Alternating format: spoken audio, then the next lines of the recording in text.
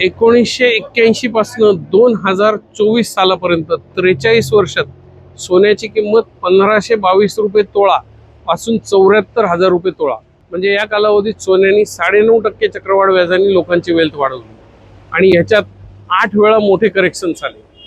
1981 ते 2024 याच 43 वर्षात सेन्सेक्सची वाढ झाली 175 पासून 77,000 पर्यंत, म्हणजे सेन्सेक्सनी 15.24% चक्रवाढ व्याजाने वेल्थ क्रिएट केली.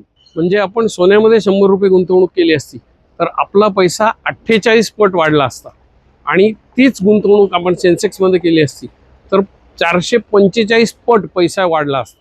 आता या दोन्ही डेटांचा तुम्हाला काहीही उपयोग नाही, कारण सेन्सेक्स किंवा सोनं याची किंमत वाढून तुमचं वेल्थ क्रिएशन होणार नाही.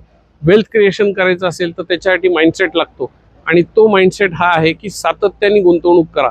सेन्सेक्स कुठे जातोय, सोन्याची किंमत कुठे जातीये किंवा इतर कुठल्याही ॲसेटची किंमत वर जातीये का खाली जातीये ह्याच्याकडे लक्ष न देता सातत्याने जर तुम्ही गुंतवणूक केली तरच तुमचं वेल्थ क्रिएशन होईल.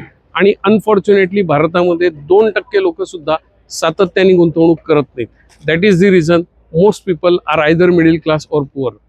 ह्या रीलमधनं जर तुम्ही काही शिकला असाल तर मला लाईक द्या आणि तुमच्या एखाद्या मित्राबरोबर हे रील शेअर करा जो गुंतवणुकीमध्ये सातत्य ठेवत नाही. कॉमेंट्समध्ये लिहा की तुम्ही सातत्याने गुंतवणूक कराल की नाही करणार.